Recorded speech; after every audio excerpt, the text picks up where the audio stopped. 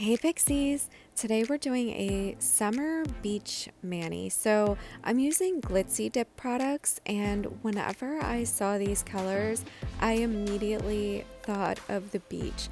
I already have on my Mani Boss Peel Base. These are the liquids that we'll be using, and then these are the colors. So Maliblue, Coral Reef, and Life's a Beach. And I've been dying to go to the beach, so I thought let's just do a beach manicure and pretend that we're there.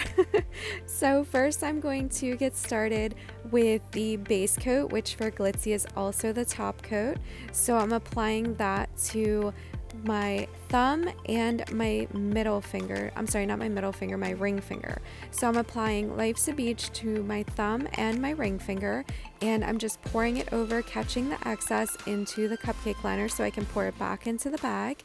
And I'm just taking off any of the excess from my cuticle and sideball area, and I'm going to tap off the excess. So I am then going to apply it to my ring finger. I did not dust it off yet because I know now from using Glitzy a few times, the base coat slash top coat dries a little bit slower.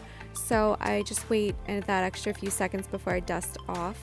So I'm just taking that cuticle stick and removing any excess from the skin and then lightly dusting it off. So I'm going to do that again, but this time I'm going to lay my finger into the powder. So as I said before in other videos, I've been enjoying applying it with the pour over method for the first dip, and then dipping into it or laying my finger into it for the second one, just to get that extra saturation of color, because whenever you do the pour over method, it applies a much thinner layer. You don't really get that color saturation. So I'm just going to do that. Once I'm done with that, I will be back.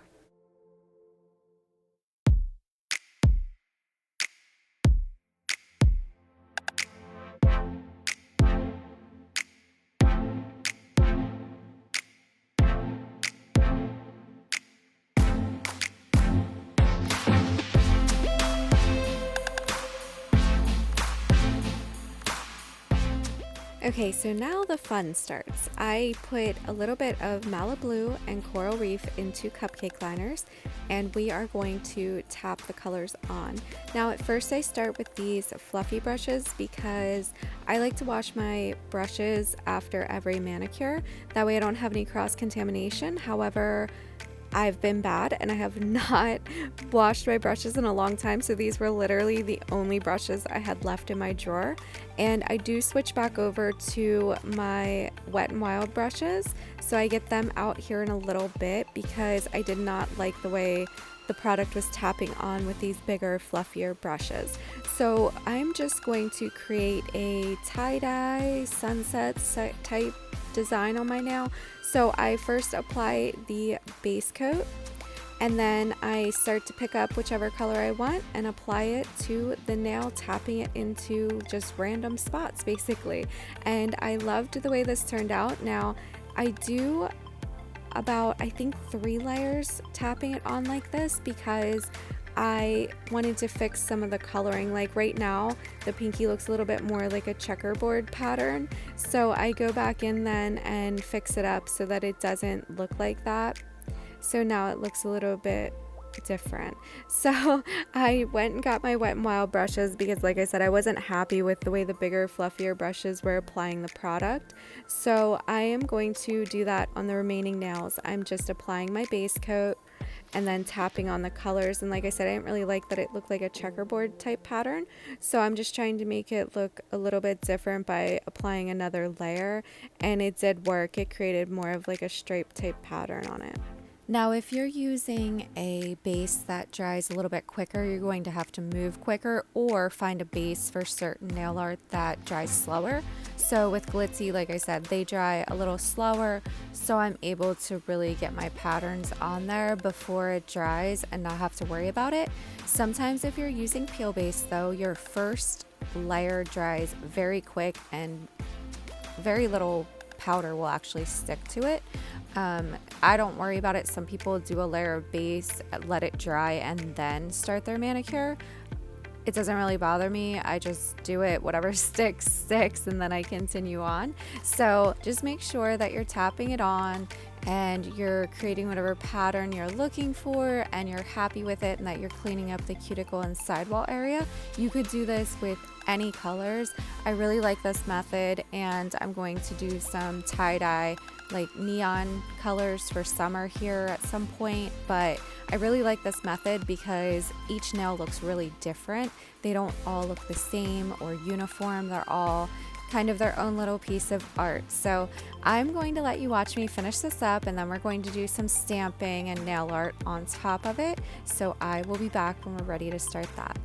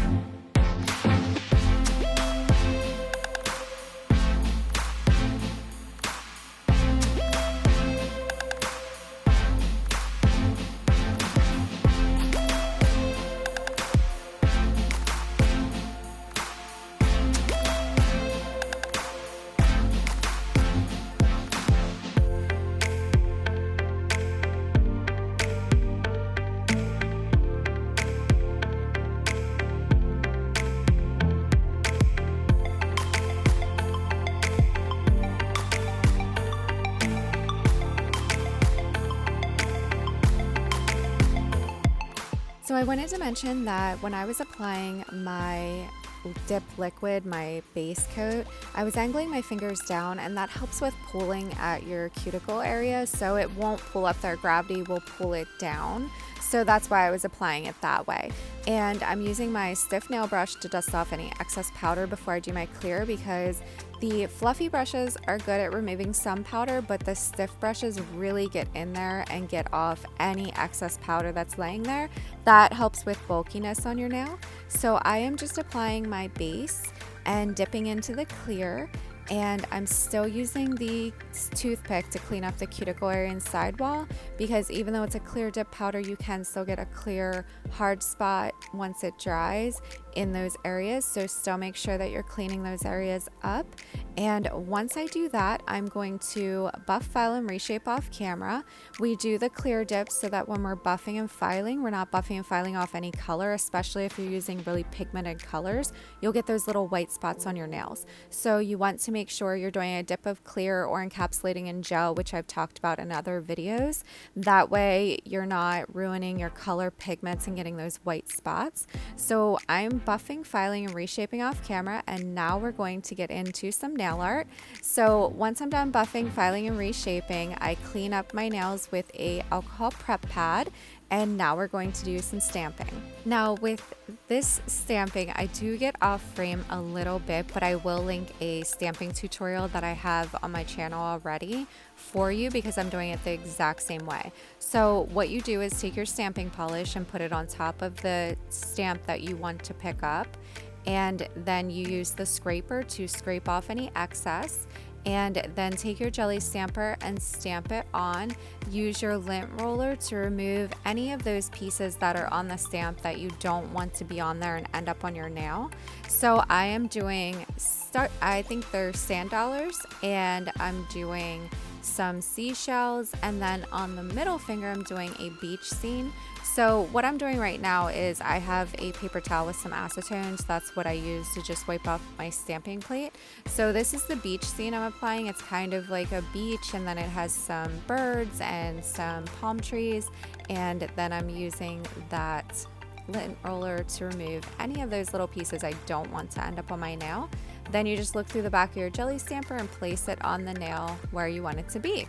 So like I said, I will link a better stamping video that I have for you since I was a little off camera for this, but I just applied this is my gel base, and I kind of go back and forth. So on the nails that I stamped, I'm finishing up with gel. So I'm applying my gel base, which you want to apply first so that you don't get peeling. It gives your gel top coat something to stick to.